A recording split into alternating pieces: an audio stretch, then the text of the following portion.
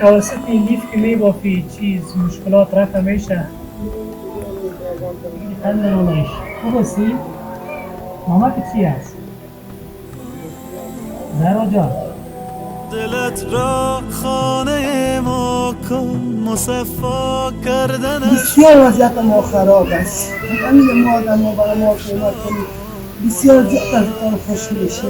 لیف میبافم اگر زهرا گم کرده به این ای در باز مشکلات روز از جمله چای صبح نان چاشت سه وقت غذای کس لحظه با ما باش پیدا کردنش با من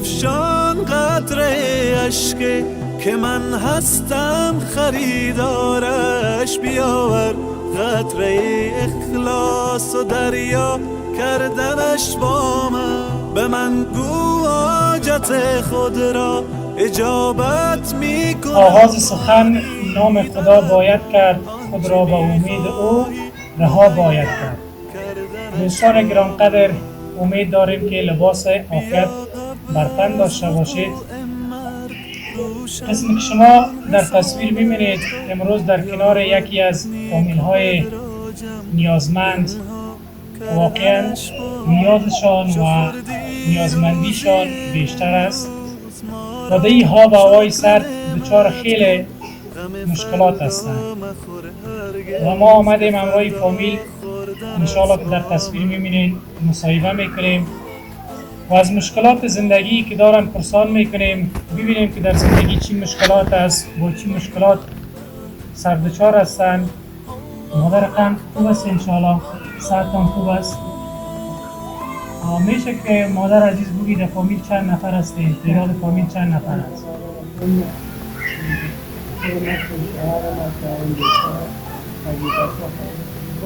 توسط این لیف که میبافی چیز مشکلات رفت میشه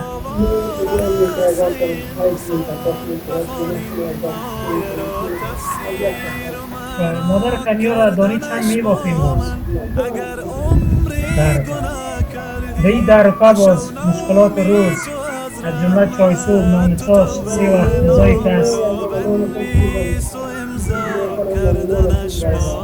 خداوند انشاءالله که از دربار خود براتون همکاری میکنه دوستا از شهر فرانکفورت جرمنی و بنیاد خیری باران رحمت براتون همکاری کردن دیگه شما به حقشان دعا بکنید اگر گم کرده ای دل کلید استجابت را بیاید لحظه با ما باش پیدا فرق کندن میشه که سر تا بلند بگیری کندن اونش خوب هستی؟ ماما که چی هست؟ زهرا جان چطور هستی کندن اونش؟ خوب هستی؟ گپ بزن دیگه نه؟ دوستا که بر کمک کردن خوش شدی انشان؟